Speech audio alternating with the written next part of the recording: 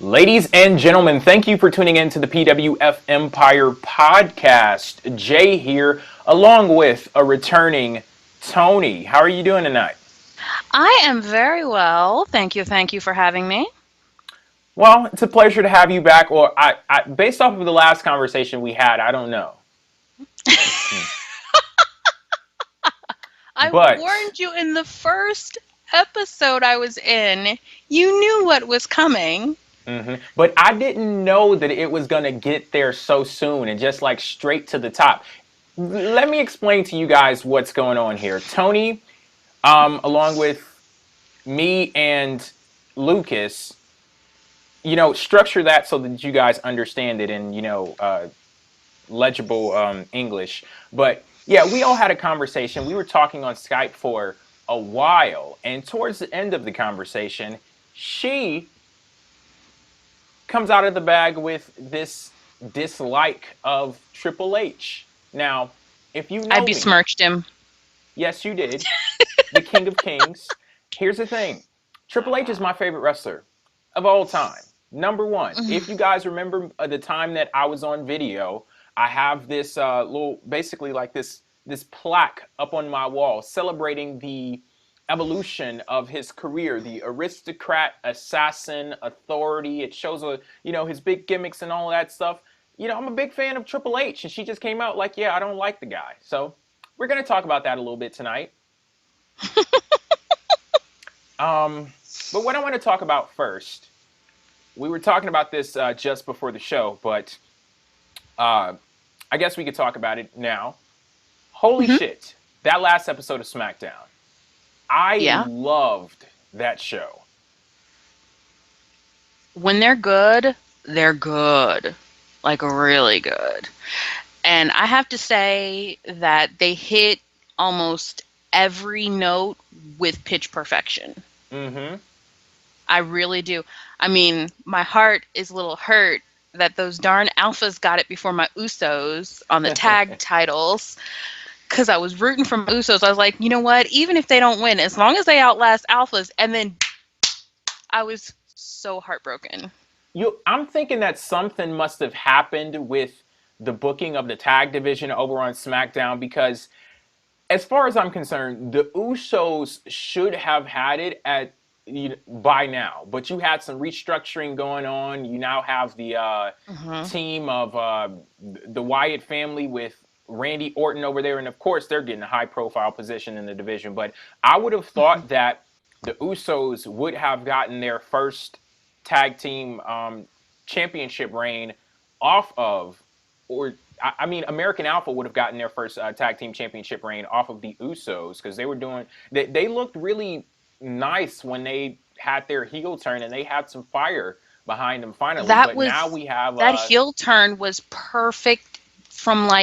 It was pitch perfect because you felt the groundswell. There was something in the way they were moving before the paint came off and before they went off. And it was just like there was this groundswell in the way they came to the ring. Maybe not as much on that first Talking Smack, but in the way they moved when they were coming to the ring, you could see a little something disgruntled about them. Yep. And it was fire. And then all of a sudden they lost as quickly as they lost, being who they are. And just completely that switch flipped and it was brilliant. But now we have American Alpha. It's wasted to me. It's wasted to me because the thing is, you have the Wyatts and the Usos as the two best heels, but Alpha is not on their level. I mean, not to say that they're not like talent-wise. They're brilliant. I will never say a bad word about their talent, like as far as their physical wrestling ability. But like Randy Orton, Bray Wyatt, Luke Harper, their characters are so next level. It's like the second coming of the Brothers of Destruction almost. Well, I think that they have an out here though, because if you look at the way in which that match, you can basically say the friction between Randy Orton and Luke Harper, some miscommunication that led to American Alpha winning. And that's definitely a believable development for me, because if you look at a huge personality like Randy Orton and everything that he brings to the table, they kept repeating over and over again, he's a 12-time world champion. You would expect some kind of friction with him and that, just the majesty that is Randy Orton being in a group where he isn't even like the featured player. Like, Randy Orton is a member of the Wyatt family. So there had to be a point in time where that actually became a big thing, and lo and I behold, it think was they on blew their load SmackDown. a little too soon on it, though. Mm-hmm. Because I feel like in all of this, it should have been building a little bit longer before they got the tag championships. Yeah. It should have been building, and they should have been this ominous presence for and then in the new year, it would have been a perfect time to unleash the Wyatt family as a tag team officially. You know, See, that's and why I then say it's something weird going on in the tag division over there. They've made some questionable choices as to who's the champions and what they do with the certain teams. But at a point right now, I gotta say I am so friggin' excited about American Alpha as champions. Whatever road may have led them to the point where they are right now, that was a great performance that they had on SmackDown, and with them winning the titles, I'm really looking forward to see what they provide as champions. I hope that this allows them to finally let Randy, the Randy being the Viper Hmm. angle. I hope that's where they're going with this with the Wyatts. Because if so, then it's almost. I mean, sure, you're blowing your load a little early, but it's still going to be really captivating television to watch him destroy or dismantle the Wyatt family to a degree, Hmm. and just to kind of see that implosion and to see how he's been plotting it the whole time. I'd love to see how that comes about, and whether or Okay. not Bray really knew it and was just using Randy until he could get where he want. That Yeah. whole cerebral aspect of their joining together and their battle has been really, really good. So I'm really looking forward to see where that goes. And I hope this means that we get to go back to Uso Alpha. Hmm. That rivalry just has not happened the way it needs to. I want Yeah. it so bad. I do. I really do. If I've got to have Alpha as the champions, I need Uso to chase, and I need Uso to maim, and I need Uso crazy in an ugly way. Start breaking some kneecaps again. Some, knocking them Yes. patellas back and forth. Yeah, I But go after some arms now. I need you to take some arms out of the socket like Becky tried to do in the disarmer. I need oh my full God, that on. was nasty. Oh, that was so ugly, and I loved every second of it. I was like, Yeah, like oh, I not posted a another gif of Becky. Harry Potter Ugh. when he got the bones removed from his arm. That's what Alexa Bliss looked like when she was in the ring. Yeah, she's probably one of those people who's double jointed, so she was like extra pushing her arm around to try and make it look worse. Because I have some Yeah. friends who were double jointed and could make it look like their arm was out of the socket when it wasn't. Yeah, good on her. But It worked. yeah, yeah. I mean, but then again, she's got a gymnastics background, and a lot of them are more double jointed naturally, which is why they're so successful so young. So Hmm. with the cheerleading and gymnastics, I have a lot of variety of people I hung out with in my childhood, and some for short time, some for longer. But that's one thing I did catch on to. A lot of them are double jointed, which is why they succeed for so long, because it's not as hard for them to train their body to do abnormal things. So I could totally see her being naturally double jointed, because she went right back to not being hurt real quick. Like even JBL, who catches nothing ever in life, caught that her arm, she did the arm bar right after, or she hit her with a clothesline right after with the busted arm. Hmm. So, but no, I have to say they really brought up their A game. I was not expecting much from that match. I was bored with their rivalry. They relit the match. Yeah, and then also they gave us something to look forward to with La Luchadora coming out at the Hmm. end. Who is La Luchadora? Because Um, if you looked in the eye holes, it was someone who could potentially be of Hispanic descent. Just kind of slightly, duskier skin tone and all that good stuff, and dark hair. Now, there is a certain half Mexican superstar whose hair is currently dark. Used to be a redhead. See, I was thinking about that. So, yeah, because I noticed there was dark hair coming out of the back of the mask Mm-hmm. from when Becky almost got it off. So, don't know if, I mean, I couldn't get a good enough look at her eyes to be sure, but, I mean, that could be an angle. That could be it could possibly be your homegirl there, Eva Marie. Yeah, I, yeah, I love me some Eva. She's such a heat-seeking missile. All right, what else do we have on this episode of SmackDown? We got a little bit of Miz. Not Yeah, nearly enough. not I nearly think enough. that, Yeah, we talked about this before the show. yeah, but it bears repeating. Two teeny tiny little snippets. And Mm-hmm. I do have to say, more than any beef that I have seen so far from Ambrose since he got his title, Mm-hmm. this outside of the Shield three-way thing before the brand split, this is looking like his best already, and they've barely touched each other. And you know why that is, right? Because Miz is amazing. He's Mm-hmm. Yes. awesome. And Lucas He actually came talked to about that on the play. show last week.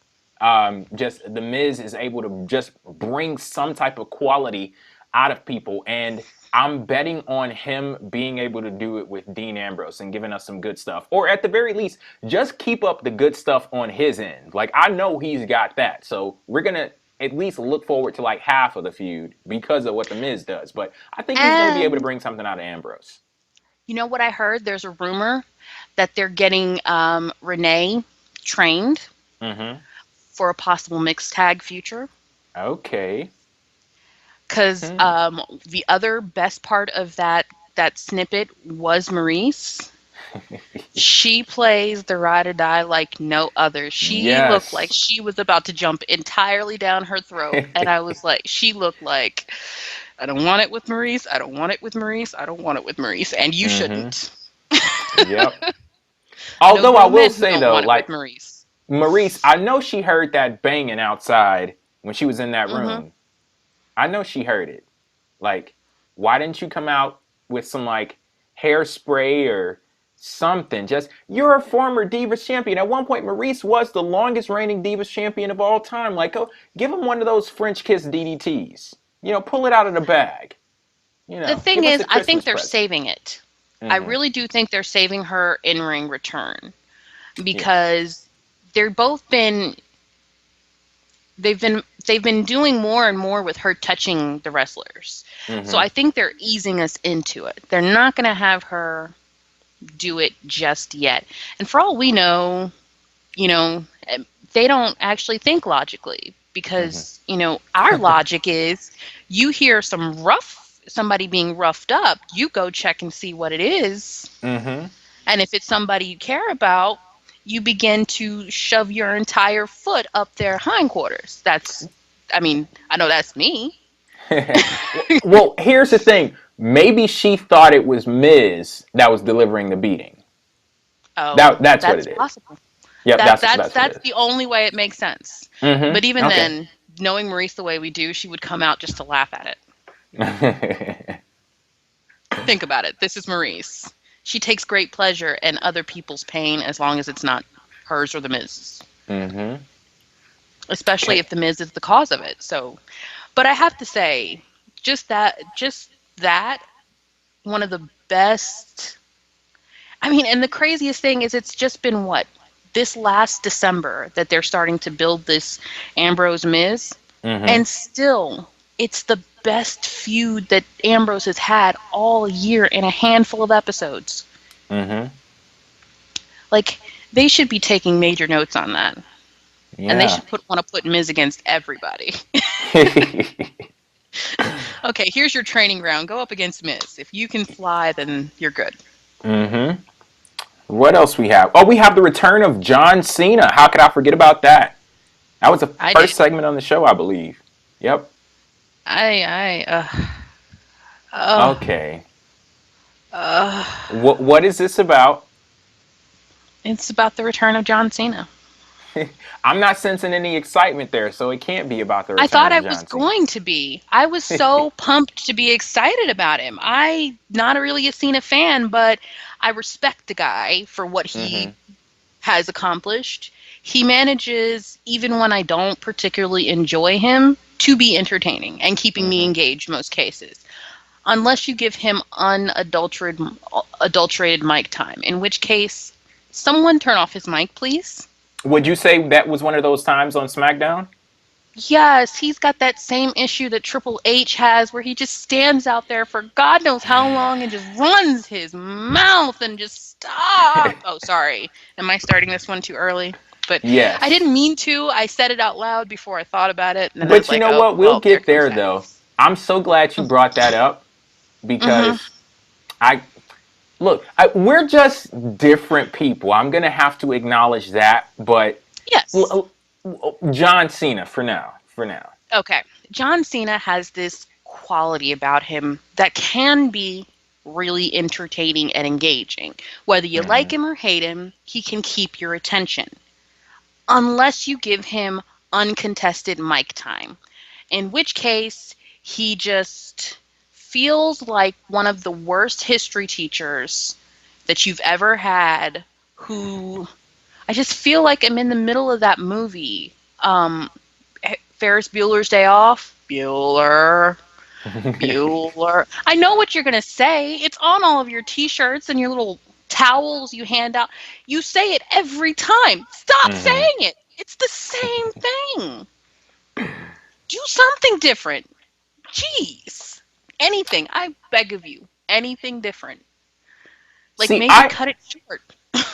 I actually am a big fan of John Cena, and while he is not like the best on the mic, I love the way that he can work a crowd and has a crowd in the palm of his friggin' hands to manipulate them in whatever shape that he wants to. Like they're just a big ass glob of Play-Doh. And he did that on SmackDown. And there's something about John Cena, like an it factor that you can't really describe. You can't put your finger on it, but the dude friggin' has it. And when he's gone, you feel the void of John Cena. Like you get him when he's there, but you when he's gone, you feel like an absence of his presence. You feel a disturbance in the force. And when he I so heard finally that. yeah, when he finally gets back, like it was so damn refreshing. Like I haven't sat down and watched a full episode of SmackDown live on a Tuesday in a while, but I made sure that I was in front of my friggin' TV for John Cena's return, and I gotta say, This is it where paid we off. It differ. really did. This is where we differ. I like him when he's focused, Mm-hmm. concise, and usually when he's playing off somebody else. I think Mm-hmm. that's when he's best. Whether it's in the ring physically, in the ring verbally, psychology wise, I think when he's playing off somebody, we're good. When he gets into one of his speeches, all I can do is hit the fast forward button or bang my head against whatever brick wall is nearest or hard Mm-hmm. surface is nearest. And, I do not like making a bloody mess of myself. So I fast forwarded through large portions of his speech yesterday because I'm like, oh my God, you I said mean, if that in those the are your two beginning of your. options, I could see why you picked the fast forward. It's the same speech he gave when he started his feud with AJ Styles. It's the same speech he gives at the beginning of every feud with everybody. I know what you're going to say. You're going to talk about honor, loyalty, respect, hustle, blah, blah, blah, the man with the plan, and the blah, blah, blah, blah, blah. We know what you're going to say. We know what you're going to say. Can you say something new? Mm-hmm. And that's why I was really hopeful after that one Talking Smack because he said some new stuff. When he went off on Dean Ambrose, Yeah, that was good. oh Oh, my that god, was I such love good. that. Love that. Oh, I had a wrestling boner so hard for that one. Oh, I'm not even gonna ask any questions, but okay. oh, someone suggested that that it could be Mickey James in the luchadora suit. Hmm. That's a good Uh, one. Slater Bree. No, not Draven G. Good okay. catch. That's a good one. They've been rumoring that she might be coming to SmackDown. As a heel, uh, I don't know. But the thing is, she could. She played crazy before on the Oh show. yes, definitely to great effect too. Mm-hmm. So it could be not even just about a heel turn. It could be maybe just about coming for the number one spot, and she feels like Alexa Bliss is an easier mark. So it could be a cerebral thing. Who knows? But I do want to give Draven G his props on the Mickey James comment. That was a good one. And what else do we? Of course, from SmackDown, we got to talk about the main event, the triple Mm-hmm. threat match: AJ Styles, Baron Corbin, my homeboy Baron Corbin, and Dolph Ziggler. Baron That was a fucking Corbin awesome got the match. lesson of a lifetime in what it means to be a main eventer. Hmm. He got the lesson of a lifetime because good, bad, or indifferent, those two men, AJ Styles and oh my gosh, his name just slipped out of my mind. That's how bad he can be sometimes. I'm so sorry, Dolph Ziggler, um, for your career to this point. Um, no matter any other aspect, when they're in that ring, they put on a clinic. Hmm. Some like it's most of the time they put on a clinic, and they absolutely killed in that triple threat, and they taught Baron Corbin quite a few things in that match. I have to say he was better than he has been in a lot of situations, but it looks like he's been doing better consistently. Like he's growing as a singles competitor. Yeah, I'm an overall like I'm a big Baron Corbin fan. I really am, and I love the way that that match was booked. Like you can tell that the commentary team they had orders. They're like, get this guy over because so much of the match was Hmm. structured in a way to show just how dangerous Baron Corbin was. And we got a really great spot out of that when AJ and Ziggler were standing on the security barricade and they did that double team move on Hmm. Corbin through the announcer's table. That was some great stuff. We had a lot of great Oh stuff yeah. in that match. Oh yeah. Oh yeah. I mean, if you want to bring a newbie up to the next level as far as match quality, those Hmm. are the ones you want teaching him. Most Those are the definitely. ones you want in the ring with him. If you think like, just like Miz is brilliant at bringing somebody's character to the next level, Hmm. I feel like they're some of the best at bringing in ring to the next level. Like, I feel like they put Ziggler and Miz together because they both had something the other was missing. And don't get me wrong, you will never be able to say how much I love my Miz. But if there is a weakness for him, it's ring Hmm. because he's almost exclusively a WWE guy. So there are aspects of in-ring knowledge that he just has never been exposed to except by other wrestlers who are coming from outside. So Ziggler being like wrestling dynasty to a degree, he's one of the more technically brilliant guys, you know, or his own wrestling legacy. And so he kind of helped elevate Miz's in ring to the next level in a lot of their matches together. It's like every time he Okay. comes out um, of a feud with Ziggler, he's a little bit better than the last time. Is Hmm. how I see. And then I feel like every time Ziggler gets into it with Miz, he's a little bit better character wise than he was the last time you saw him.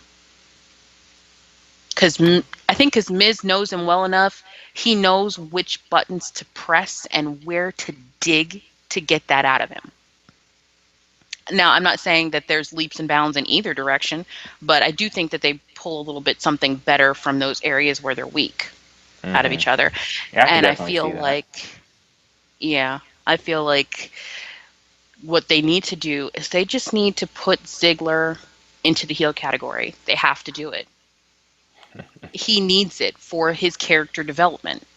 Yeah, I don't I'm not see saying that. much like upward mobility for him as a face. I don't know how in his current alignment he's gonna break out of the Make him a tweener. If they make him a tweener, that would do it.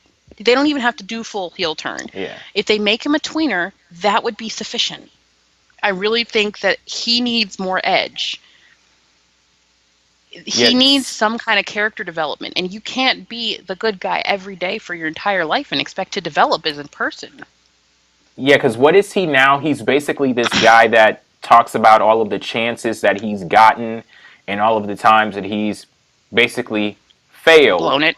Yeah, so some type of substantial change has to happen with Dolph Ziggler, and that could possibly be a change of You know, alignment, whether it be to tweener or full heel. fully over on the heel side. Like something has to change for Dolph Ziggler. But I mean, Baron Corbin, he seems to be on the right track for me. I fucking love that guy. I cannot stop singing the praises of Baron Corbin. And I'm telling you guys, don't sleep on Baron Corbin. Like, if this wasn't I an do see some. indication that WWE is watching this guy, like, I don't know what is. Like, get ready. Just get I ready. do see some growth with him. He's really growing, and I will agree with you on that. He is, you know, Well, most of him is he's growing, except for one thing. Yeah. yeah. He's got to Yeah. work that out. At some point, Yeah. somebody's going to have a conversation with him. Yeah. About how to fill it out a little bit more, just to broaden it a little bit so it just fully clicks into place on him. I don't know. Because it just feels like that 1 degree off of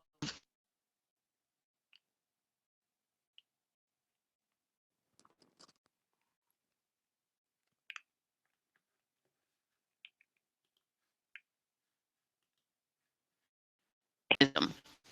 Yeah, I'm using Miz as, like, I'm sorry. There were only snippets, but I wanted so much more. I was so pissed. I wanted Maurice I to, like, ragdoll Renee. That's really what I wanted. Man, I can tell you keep going back to Miz. I think part of it is because they're teasing me with Maurice. Mm-hmm. And it's like, how dare you? Just let her ragdoll that chick and be done with it. We've all wanted her back in the ring. Even if you're Mm-hmm. not going to do a full on, you can still ragdoll a chick real quick and let her rock. Like, look at Linda McMahon. She's not really anything to, but she flailed and fell when a stunner came her way, right? I don't know. And that's all she did. Like I'm her and Donald Trump are in competition for the worst sell of the stunner of all time. I don't know who gets it. Right? Oh, she felt like a dead fish, and then he did this whole thing where he tried not to be stunned at the same time as getting stunned. It was the Yeah. weird. I just don't have words for how awful both of them are. He didn't want to At the disturb stunner, his weave. That's what yeah, he didn't want that and he needs to get a better sew in. to happen. That's all I'm Okay. saying. What else do we have? Okay, so let's talk about this whole Triple H thing. Okay. So, I'm listening. Well, here goes. Um, Let me start by saying this. Do I respect Paul Levesque? 100%. He has built himself a career that is quite enviable. He has come up from the ranks to be in a very high position of power, which very few could accomplish from where he started. So, do I have nothing but the utmost respect for Paul Levesque? Abso-freaking-lutely. I mean, I'm not saying he's a gold digger, but he ain't messing with no broke. And the the gold standard of gold digger means that you start from the bottom and you make yourself a position of such authority and power that it's hard to disengage you once you get in there. You put your goons where you're going to put them, and in order to back you when you need backing, and he's done an excellent job of that, no matter who he had to step on his way to the top. And just because he's a dude doesn't make him any more of one of those cheap tricks. But he is incredibly talented at tricking.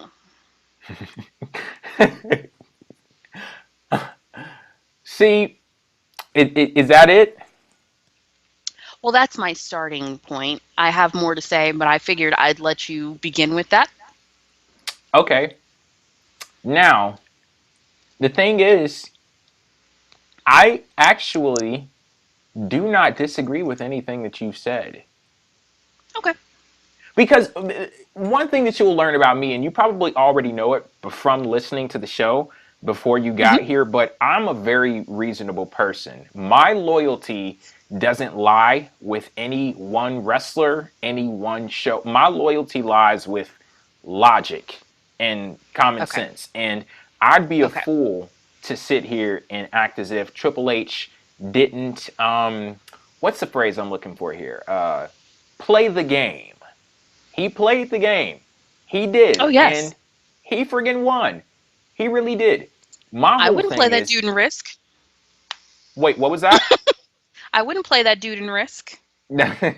So my whole thing is, like, and I'm not necessarily saying that you're one of these people. But there are a lot of folks out there who act as if because Triple H is married to Stephanie, because Triple H was in the clique and he had that strong support system backstage, that makes it okay to excuse the talent that he actually brings to the ring. And I look at the body of work that Triple H has had in WWE over the nearly like 2 friggin' decades that he's been there, and what I see is a person that would have been a top star in WWE, whether he was married to Stephanie, involved with her in any way, shape, or form. Like, if all of that went away, I still see a top star in Triple H. And when you were talking about earlier with John Cena and he starts telling his stories on the mic, when Triple H does it, I love it. That's honestly one of the reasons why I'm such a big Triple H fan, because I love a guy who can get into the ring, get on a mic, and establish a narrative. I think that out of all of my years of watching wrestling, Paul Heyman is the best at doing that, telling stories on the mic, and I would put Triple H at a solid number 2. Love me some Paul Heyman. He is a fantastic wordsmith as a manager.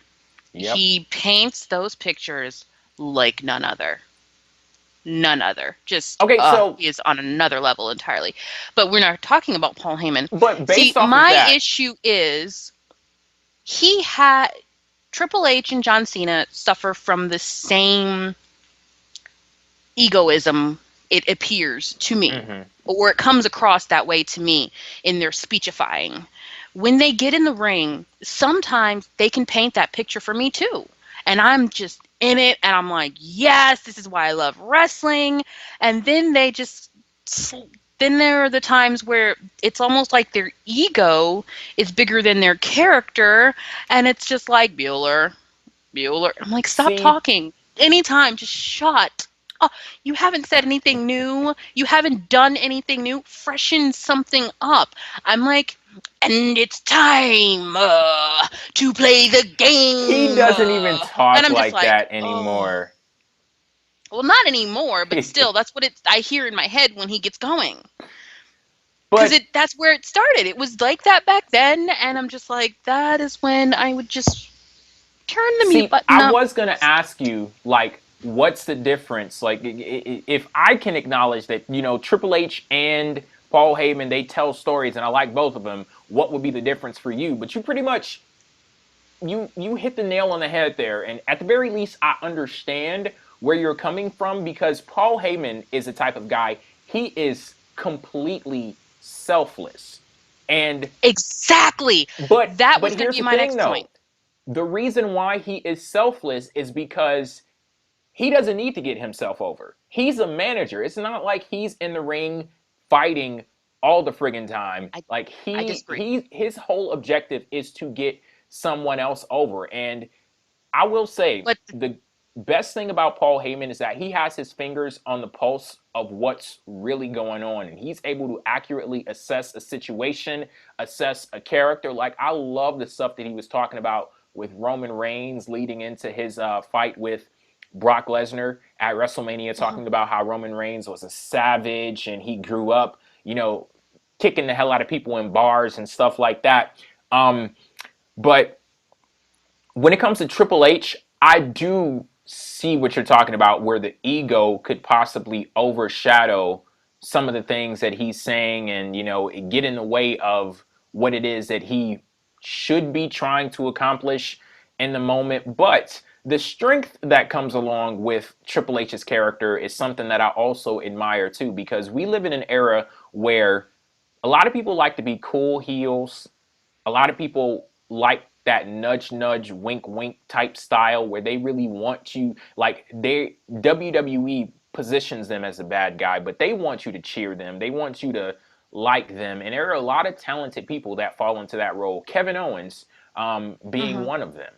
Fucking awesome guy, he's very talented, but he's the type of nudge nudge wink wink heel where it's like, okay, I'm a bad guy, but I'm a, I like, I'm not a I'm a bad guy, but secret I good play guy. one on TV. Yeah, and even when he's on TV, it's like, okay, this guy clearly wants you to cheer him. But when it comes to Triple H, he just, no apologies whatsoever. Like, he's just unabashedly bad. He's an evil dude, and I love the way that he plays that up. I really do. That's one of my And the thing is, favorite things about him. I can get that. I can get behind him as possibly one of the greatest heels of a generation. Hmm. Um, I really the difficulty for me is explaining my dislike and my distaste without sounding disrespectful, because it leaves a bad taste in my mouth from one aspect, yet I can't help but respect that Hmm. level of intellect that goes into being that masterful at being a manipulator. And see, it comes out really bad when I say words like manipulator, because everybody assumes that I'm just trying to insult him again, Hmm. but it's a double-edged sword. Sometimes your greatest qualities, someone can respect the heck out of you, but they're not necessarily the best qualities a person can have as far as making you likable. Hmm. And he is a brilliant manipulator. And he really is good in that arena. He knows how to move the pieces across the board to maximum benefit for himself. But Hmm. that's my issue. When it gets like that, you sometimes lose everybody else in the making of yourself.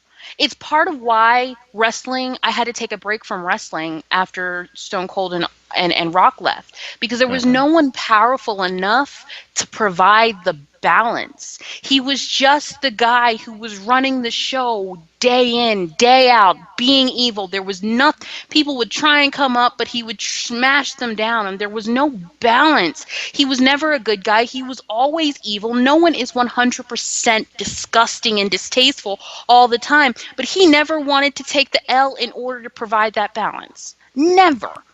He was never willing to put himself in an ugly position. He dragged freaking Earl Hebner out just to get his damn belt back. Like, he couldn't have won it back the very next night through dirty tricks. Hmm. But no, it was more important about him not taking the L and being on top than actually building a story that could, like, have meaning and power. And that pisses me off when the ego overpowers the overall. And that's why I can never put him on my top 10. He might make 11, but he'll never be in my top 10. This is where I draw the line. Yeah, because my thing is, the greats will take the L. they'll embarrass themselves, they'll take the hits, and they'll build themselves back up. Mm-hmm. There will be levels in their personality over time. They will never put themselves, at least my greats, will never put themselves over what's best for business. And he likes And to talk a lot about what's best for business. What mm-hmm. he means is what's best for my brand. Can I ask you a question? And you may know where I'm going with this because we had a conversation off air, Yeah. very first time that we met, Hmm. about your number one favorite wrestler of all time. And Yes. the way that I see it, it's like, Hmm. so your favorite wrestler of all time, for those of you listening, is The Rock. Of And course. I guess you can get into the explanation for that, but it's like The Rock set a standard for you, I believe. And based off of that standard, could that possibly be why you have a negative view of Triple H? Because it's like The Rock, he displayed to you, this is the way that things are supposed to be. Partially, I think because when you've lived the life of someone who's on the bottom, Mm-hmm. and you weren't born with a silver spoon in your mouth, and I relate to being, as he says, the hardest worker in the room, to having $7 and being homeless. I relate to those kind of things in a person, in a character, in a way of life, and fighting your way up from that bottom to make something of yourself. And I there's an honor in the way he runs his character, even as a heel, that I don't see in Triple H. Triple H, for me, represents that wealthy class where I was at the top. Now I'm going to find a way to get even farther up. It doesn't matter who I stomp on along the way. Hmm. And anyone who gets in my way gets bulldozed out of the way. And maybe that natural inclination of disgust for that personality, maybe it's not who he really is, but everything, all the evidence appears to support it. And that is like a core distaste for me, because I'm like, you can't claim to love this business and treat it with such disrespect and not honor it above yourself. You can't claim to love something if you're not willing to honor it above yourself. And I don't feel like he has ever honored the business above himself. But he claims that he's always loved it and it's his dream and his this, that, and the other. And I feel like it was the latter that he chose to climb, because he was born in a better position and with certain education. And I respect the heck out of everyone out there to make themselves better. Don't ever think that that's my sole issue. I just don't like the story that he portrays as who he is. He's those good old boys who would stomp on the nerds in high school. He's those, corporate elites who would do whatever they have to destroy the up and comers so that they can stay on top. He's just every character who puts that pit in my stomach and is like, you're why good people don't always make it. Not because they don't try hard enough, not because they don't fight for it, not because they don't love what they do and have a passion for their life. Because people like you, who have never had to truly fight beyond the really low points, have always done everything you could to put your foot on their neck in order to get to that next level. And that's what he represents as a character to me. I don't know if that's who he is personally, because I don't know the man. I have to, like I said, I respect his intelligence, his determination, and his focus. I will not say a bad word about a man that has those kind of qualities in that sense, but that's why I can't. I just, ugh. As much as I respect him, he may be one of the greatest heels of all time. I just can't get there with him. Okay. And that's why you should have me on that last mark standing.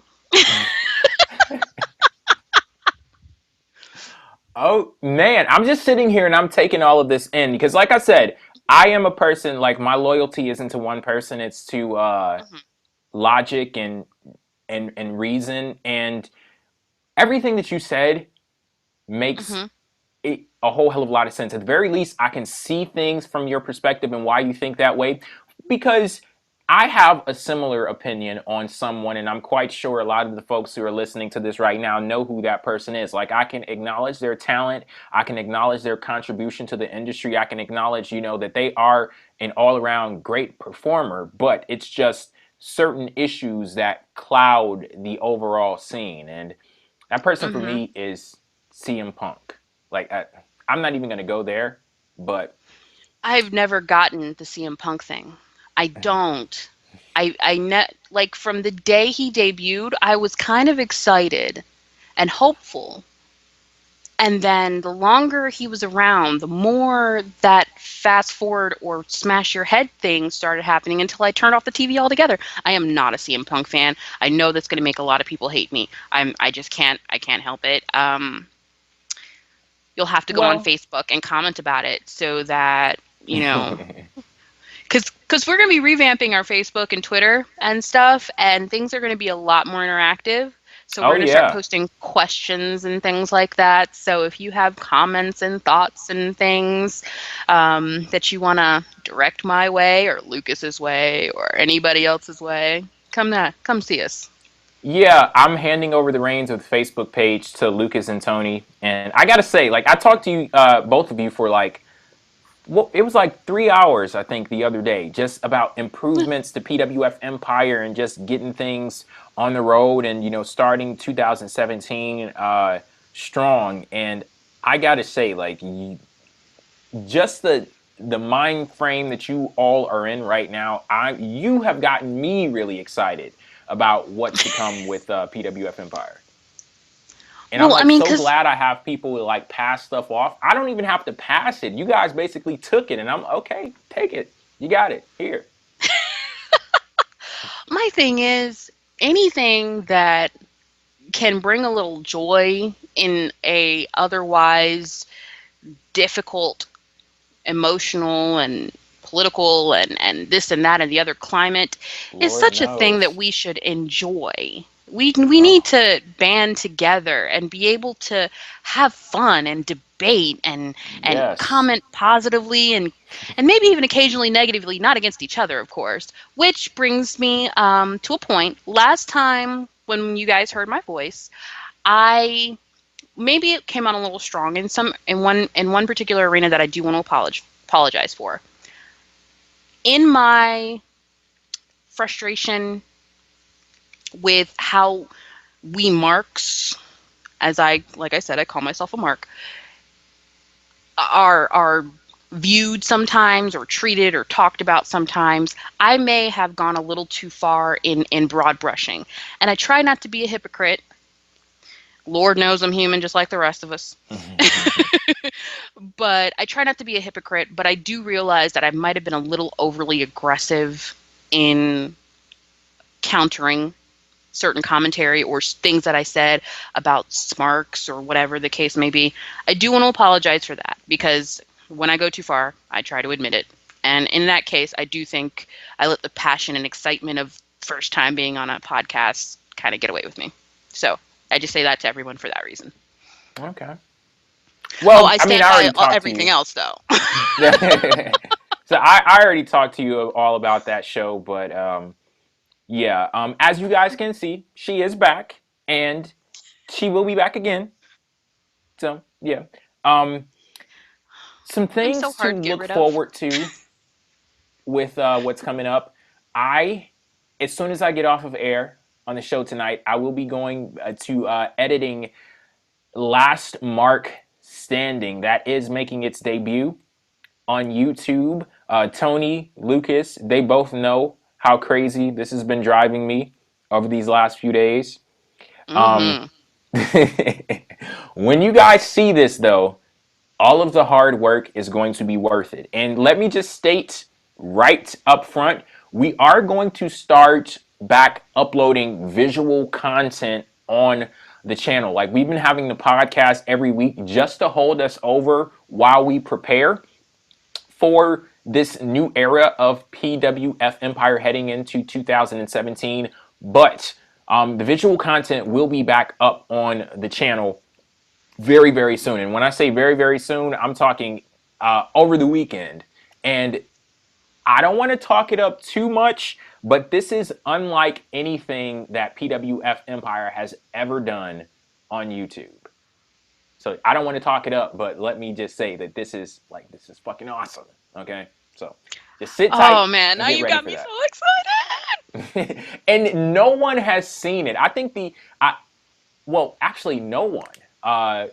Yeah, because I haven't even finished it yet. But Tony has absolutely no idea what to expect. Lucas keeps bugging me, trying to ask me what's going on, and I'm like playing it off, like, oh yeah, I'll give you a preview. I'll show you a preview. Nope, nothing. And I know he's gonna listen to this, like, damn, he was lying to me. Yep, sorry.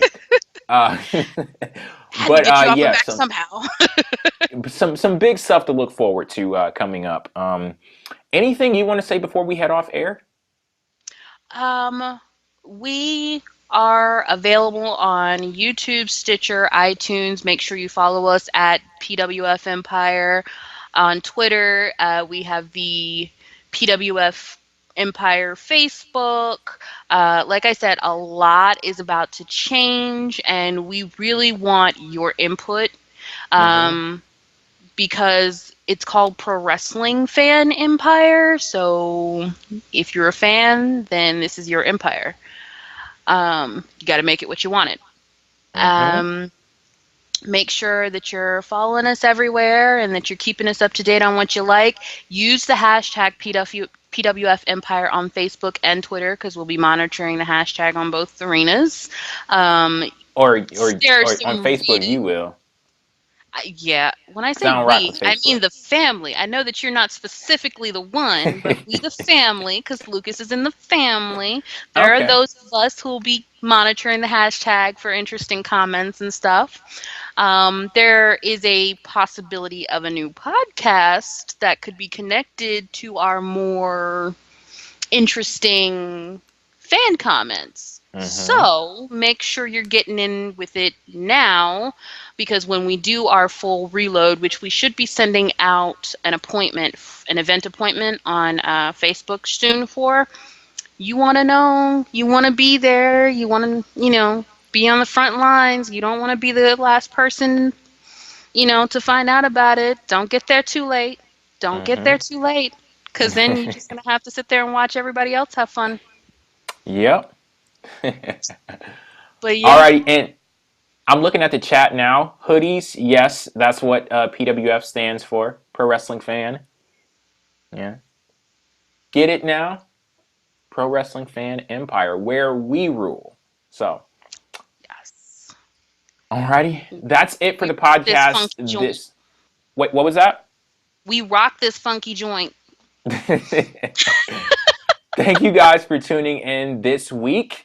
Again, Last Mark Standing will be uploaded very soon. Make sure you are tuned in. And of course, I'll post the link on Twitter, twitter.com/PWF Empire. Make sure you're following me over there. And until next time, catch you later.